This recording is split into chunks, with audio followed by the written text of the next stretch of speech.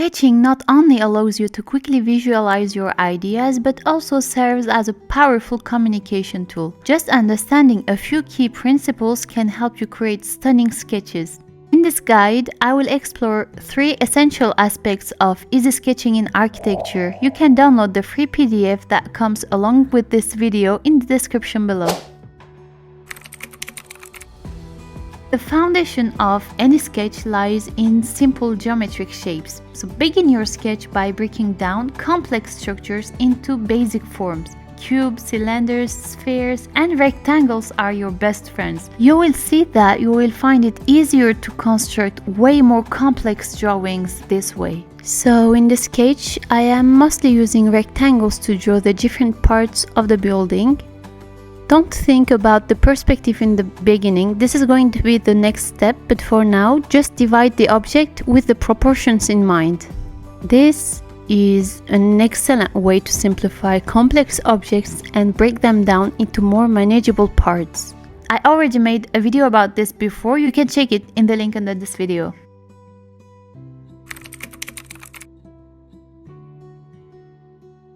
Perspective is the magic wand that transforms a flat drawing into a 3-dimensional masterpiece. I believe there are 3 fundamental types of perspective that would be helpful to learn. I have a lot of videos about this, but to make it short,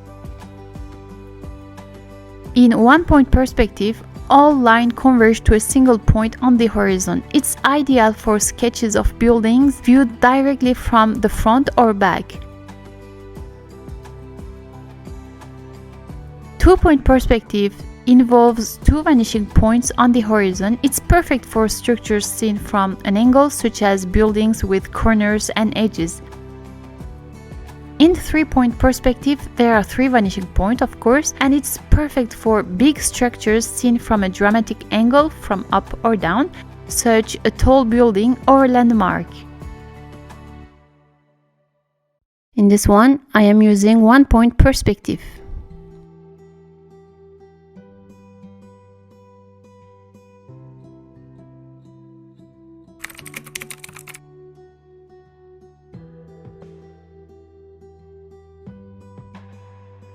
Shading and highlights are like the icing on the cake in sketching. They add depth, contrast, and realism to your drawings. Here's how to get started.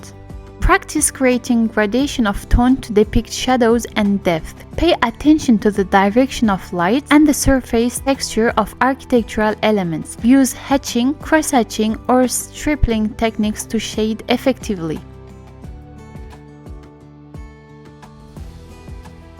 The highlights represent areas where light directly hits an object. Leave blank spaces or use an eraser to create highlights.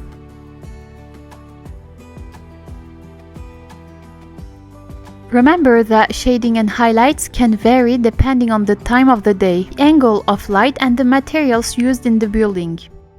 Experiment with different shading techniques to achieve the desired effect in your architectural drawings. Let me know in the comment if you would want to know more about shadings and highlights.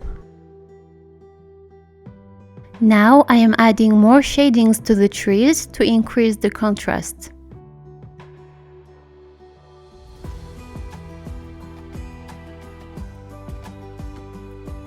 And now I am adding the final touches.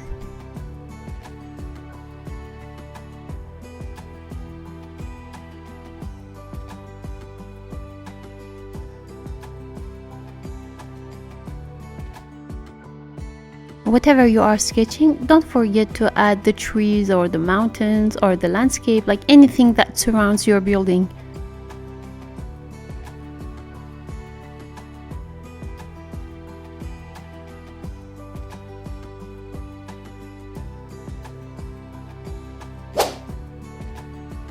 In conclusion, learning how to start with basic shapes, how to use the perspective rules, and how to implement light and shadows will take your sketches to a whole new level. Despite this, there are no shortcuts to learn sketching. It's all about patience and practice.